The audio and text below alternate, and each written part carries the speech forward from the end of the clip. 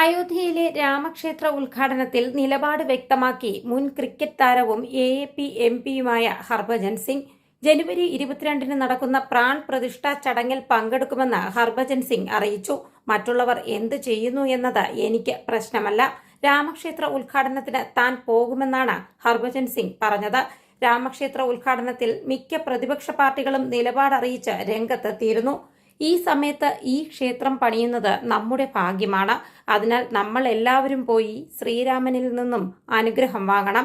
ഇതിനായി ഞാൻ രാമക്ഷേത്ര ഉദ്ഘാടനത്തിന് പോകുന്നു, AAP MP കൂട്ടിച്ചേർത്തു. BJP പരിപാടിയെ രാഷ്ട്രീയവൽക്കരിക്കുകയാണെന്നാരോപിച്ച് മിക്ക പ്രതിപക്ഷ പാർട്ടികളും ജനുവരി 22-ലെ രാമക്ഷേത്ര ഉദ്ഘാടനം ബഹിഷ്കരിച്ചിരിക്കുകയാണ്. 2024-ലെ ലോക്സഭാ തെരഞ്ഞെടുപ്പിനുള്ള പ്രചാരണായുധമായാണ് BJP ക്ഷേത്രം തുറക്കുന്നതെന്നും പ്രതിപക്ഷ പാർട്ടികളിൽ നിന്നും ആരോപണമുയർന്നിരുന്നു.